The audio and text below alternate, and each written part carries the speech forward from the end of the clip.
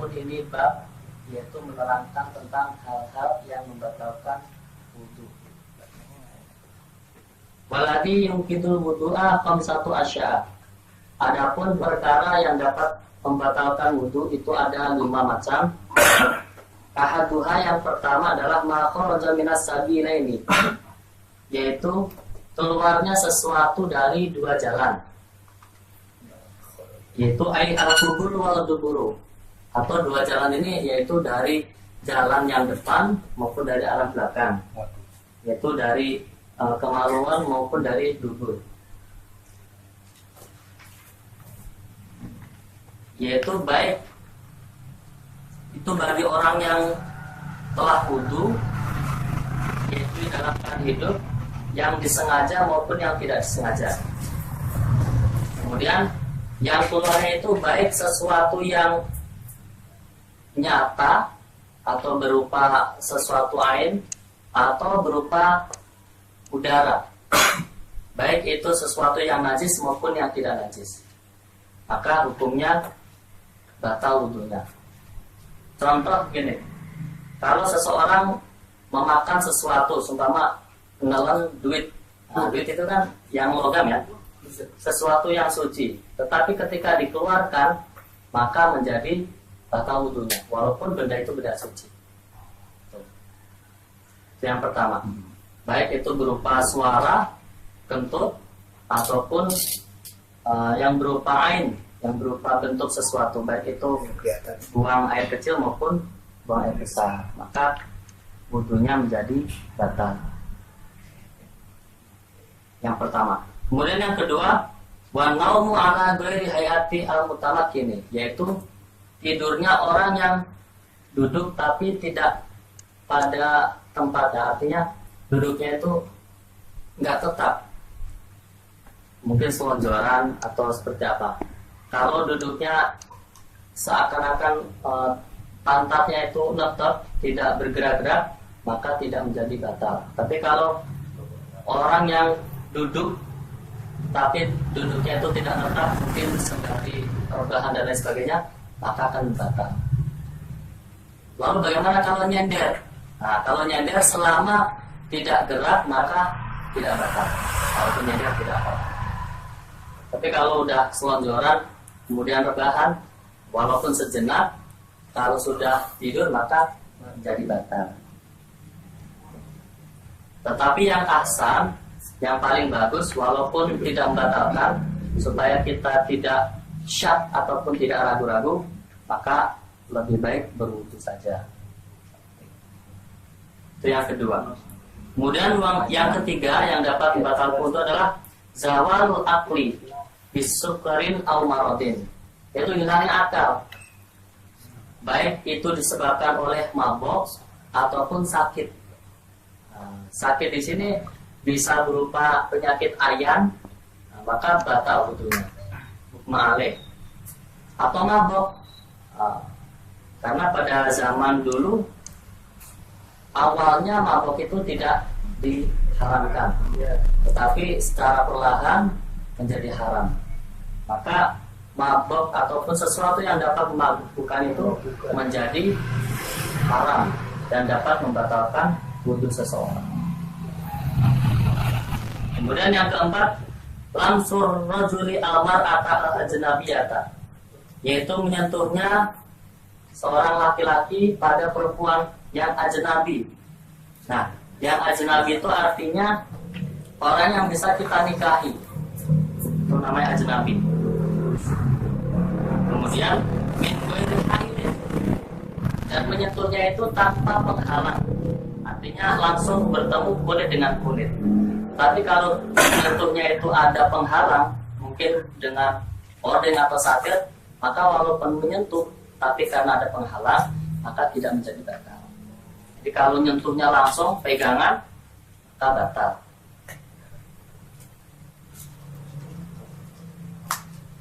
Kemudian yang kelima, wa masu fadzil adami bi batinil kafi, itu yang bisa membatalkan wudu seorang adalah menyentuhnya kemaluan seseorang, baik itu kemaluan sendiri maupun kemaluan orang lain, maka batal. yaitu dengan syarat ini kafi dengan menggunakan telapak tangan yang dalam ini.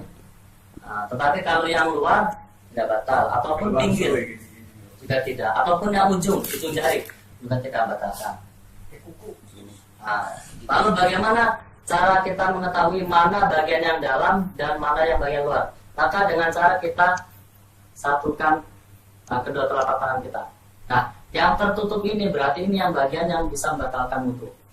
Di bagian ini.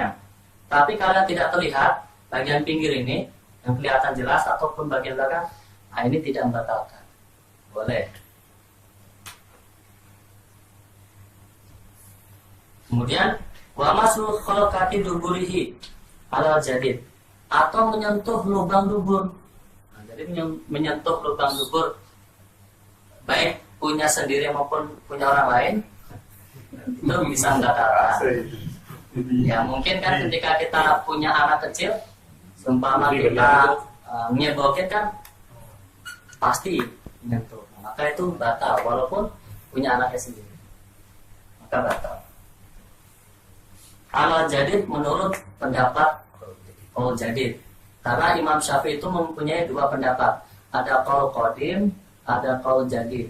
Kalau qaul qadim itu ketika Imam Syafi'i masih berada di Irak, nah itu qaul qadim.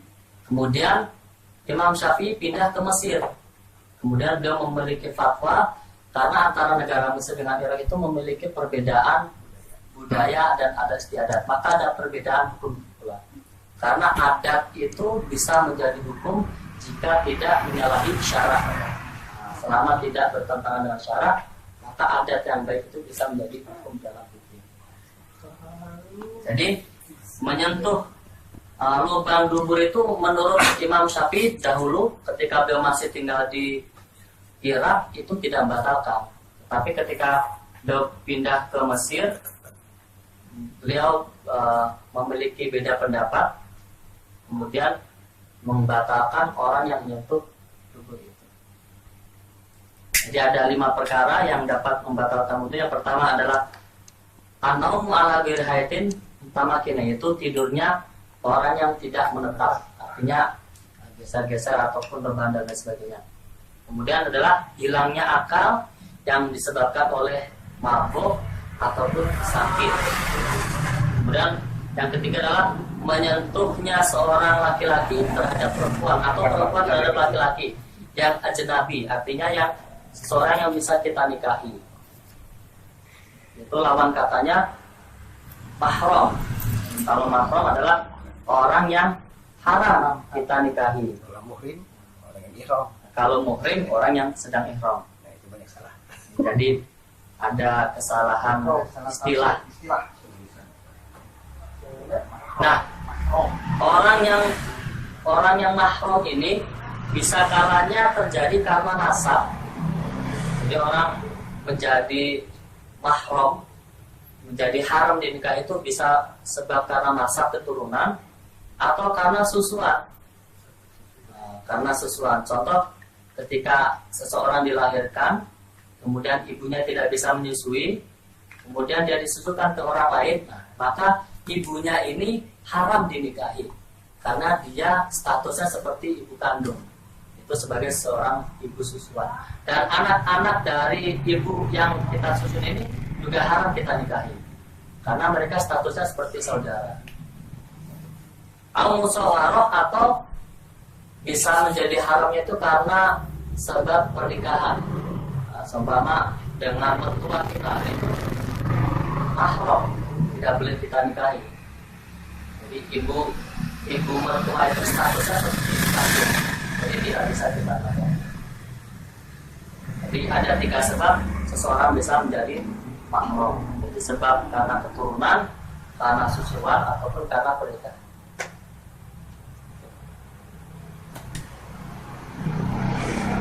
Jadi ada seumpama mungkin kalau ada seseorang menikah dengan seorang janda, seorang janda. Kemudian sebelum diduhul, sebelum kita jima, ternyata kita melihat loh, kok anaknya lebih cantik.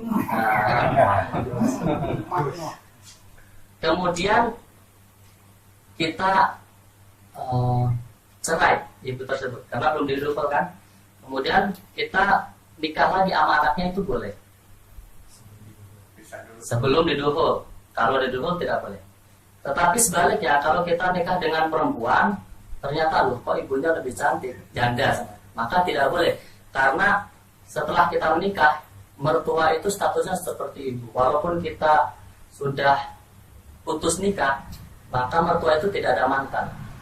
Jadi lain dengan anaknya. Kalau anaknya ketika kita sudah tidak memiliki hubungan ikatan pernikahan dengan dia, maka sudah menjadi ajnabi. Tapi kalau ibunya, walaupun kita sudah tidak menikah dengan anaknya, itu statusnya abad, tetap, kekal, karena kita pernah menikah dengan anak. Jadi nggak ada istilah mantan mertua. Kalau mantan istri ada, tapi mantan mertua tidak ada, karena ibu mertua itu hukumnya mahram, jadi tidak boleh kita nikahi selama-lamanya. Kemudian yang keempat adalah masuk fasil adami bibatil kafi, yaitu menyentuhnya kemaluan seseorang dengan menggunakan bagian dalam telapak tangan. Jadi bagian telapak tangan itu kalau kita rapatkan ke dalam telapak tangan kita, jadi bagian yang tertutup ini bagian yang di dalam. Kemudian kalau ada yang bagian terlihat, ini bagian samping, maka tidak apa-apa, ataupun belakang, ataupun ujung jari juga tidak batal. Dan yang terakhir adalah menyentuh lubang dubur. Itu menurut kaulnya Imam Syafi'i, kaul beliau yang baru gitu, ketika beliau berada di Mesir. Jadi itu 5 perkara yang dapat membatalkan puasa. Mas, membatalkan wudu. Gak mau Ramadan aja. Lanjut. Maslun fi mujibil gusli, yaitu bab menerangkan tentang hal-hal yang mewajibkan seseorang mandi. Nah, mandi di sini bukan mandi sunnah, tapi mandi wajib, mandi junub. Waladi yujibul ghusla sittatu asya'a. Jadi yang menyebabkan seseorang itu mandi besar, yang mewajibkan seseorang itu harus mandi besar atau mandi junub, itu ada sittatu asya'a, ada 6 perkara. Salah satu tashtariku biha arijal wa nisa. Nah, 3 perkara yang pertama itu antara laki-laki dan perempuan sama. Jadi 3 perkara yang pertama antara laki-laki dan perempuan sama. Sama dua-duanya mengalami itu dan harus mandi besar. Kemudian waya al-itiqa'u al-khinnataini. Yang pertama yang antara laki-laki dan perempuan sama harus mandi besar adalah bertemunya 2 alat hitam, ataupun di sini disebutkan jima. Jadi kalau jima, maka baik laki-laki maupun perempuan wajib mandi besar. Kemudian wa inzalul mani, keluar mani. Jadi nggak hanya laki-laki ternyata yang keluar mani, perempuan pun sama keluar mani. Maka ketika seseorang itu keluar mani, baik laki-laki maupun perempuan, maka wajib hukumnya mandi besar. Kemudian wal mautu, dan mati sama, baik laki-laki maupun perempuan, ketika orang sudah meninggal maka wajib dimandikan, dan mandinya adalah mandi besar. Kemudian wasalah satu tahta subiha anisa. Kemudian 3 perkara lagi hanya dikhususkan bagi perempuan. Wahai al-haid, itu pertama adalah haid. Jadi hanya perempuan yang mengalami. Maka haid ini hanya khusus bagi perempuan. Jadi ketika seorang perempuan telah selesai masa haidnya, maka diwajibkan baginya mandi besar. Kemudian wanifas, yaitu orang yang sedang nifas. Nifas itu adalah darah yang keluar setelah melahirkan. Dan yang terakhir adalah walwaladatu, yaitu orang yang setelah melahirkan. Maka ketiganya ini wajib mandi hanya khusus bagi perempuan. Kemudian wafaradul ghusli salasatu asya'. Kemudian yang menjadi rukun atau fardunya orang yang mandi besar itu ada 3 perkara. Yang pertama adalah an-niyatu, niat. Jadi rukun. Jadi kalau kita mau mandi besar wajib hukumnya kita niat. Kalau kita tidak niat, maka mandi kita menjadi tidak sah mandi. Jadi tidak sah mandi besarnya. Jadi mandinya hanya mandi sunnah, bukan mandi wajib. Maka tidak menghilangkan hadas. Nah, kapan waktunya itu? Itu ketika siraman pertama ketika kita mandi. Jadi ketika kita menyiram badan kita, maka disitulah letak niat kita. Nah, itu duslah yarafil hadasil akbar fardlillahi ta'ala. Niatnya seperti itu. Nah, dan mandi ini boleh diawali dari manapun. Boleh dari kepala, boleh dari sebelah tangan, ataupun dari kaki dulu boleh. Seperti yang kemarin pernah saya terangkan bahwa kalau kita pengantin baru sama, kan nggak enak tiap pagi mandi dia enakin harus kan. Tahu juga orang pengantin baru mandi dulu. Aduh, mertua Pak. Yang dua aja mandi dulu yang tuanya. Jadi kemarin kan boleh mandinya malam hari, tapi nggak mandi seluruh badan, nyicil. Jadi kepala dulu kita basahin, niat, Tak mau nambah lagi sulit. niat mandi. Kalau nambah lagi berarti nanti harus diulang lagi. Nah, jadi kalau udah nggak nambah lagi nih, nanti kalau kita khawatir nanti tadi ntar pagi kelihatan mandi basah, karena masih pengantin baru malu-malu, nah boleh nyicil kepala dulu. Tanya mandi junub. Nah nanti pagi tinggal lanjutin bagian leher ke bawah. Itu boleh.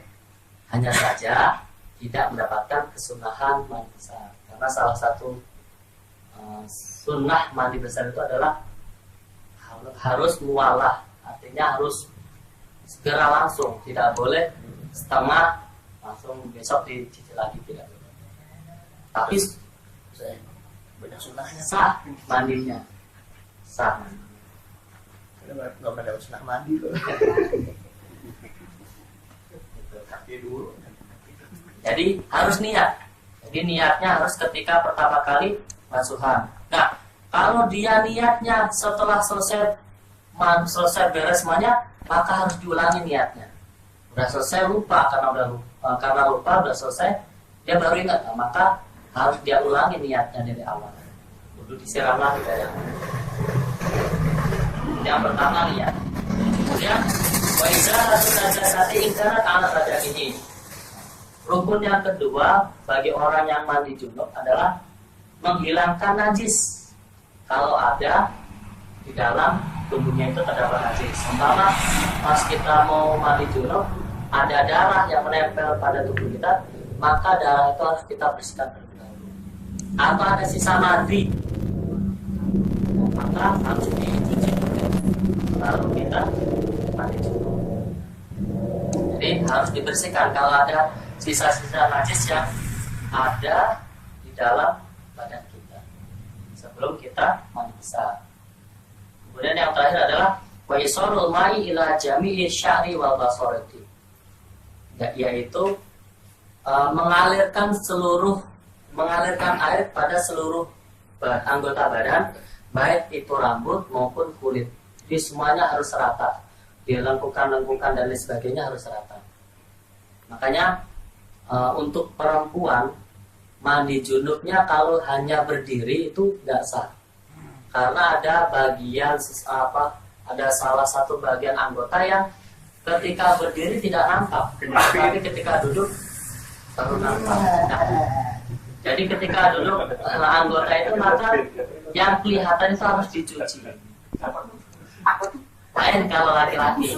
Jadi walaupun berdiri pun maka insya Allah semuanya rata. Tapi kalau perempuan harus baris jongkok juga, jadi harus dicuci semuanya, harus dibersihkan.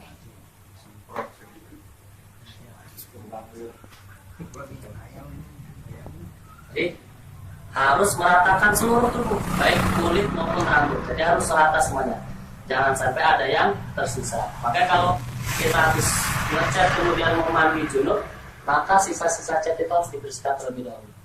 Karena Kalau cat itu masih menempel, maka kulit yang kita akan mandikan itu maka tidak bisa, maka harus diulangi lagi mandinya, maka harus dibersihkan lebih dahulu, baik itu sisa-sisa cat maupun yang lain sebagainya. Jadi harus hati-hati di dalam mandi junub, karena kalau orang mandi junubnya nggak sah, maka kalau kita melaksanakan ibadah-ibadah yang lain maka tidak sah. Sholat pasti tidak sah karena mandi junubnya nggak sah. Karena orang yang tidak sah dalam ketika mandi junub, maka dirinya masih dalam keadaan junub, masih berhadas sah. Maka ibadah apapun yang dia lakukan maka menjadi tidak sah. Itu perbedaan orang yang mengetahui. Kemudian wasunanuhu khamsatu asyara. Tadi rukunnya, fardunya. Jadi ada 3 perkara tadi, harus niat, kemudian membersihkan anggota badan jika ada najis yang tersisa, dan harus meratakan seluruh anggota badan dengan menggunakan air sampai ke kuku dan kulit dan lain sebagainya. Kemudian ada sunah-sunahnya. Ada 5 perkara. Yang pertama ada atasmiyatu, membaca basmalah. Jadi sunnah bagi orang yang mandi besar membaca basmalah. Kemudian wal wudu qablahu. Jadi wudu dulu sebelum mandi junub. Wudu.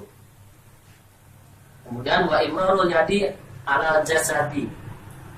Yang ketiga adalah menggosok-gosok atau mengusap seluruh anggota badan.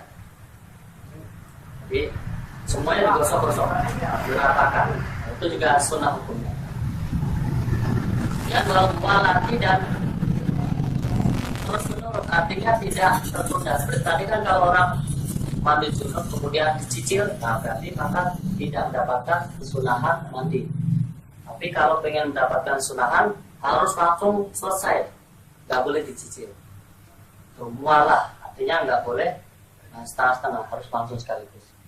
Kemudian wa taqdimul yumna al yusra, harus mendahulukan bagian anggota kanan daripada yang kiri. Jadi kita siram dulu bagian tangan kanan, kemudian tangan kiri, kaki kanan, kaki kiri. Jadi sunnahnya adalah mendahulukan terlebih dahulu bagian anggota yang sebelah kanan daripada bagian yang kiri. Itu adalah beberapa perkara yang menjadi kesunahan di dalam mandi besar. Jadi demikian beberapa keterangan tentang hal-hal yang batal wudu, keterangan tentang mandi besar dan sunnah-sunnah mandi besar. Sekian, mudah-mudahan sedikit ada manfaatnya khususnya untuk diri saya pribadi maupun para jemaah sekalian.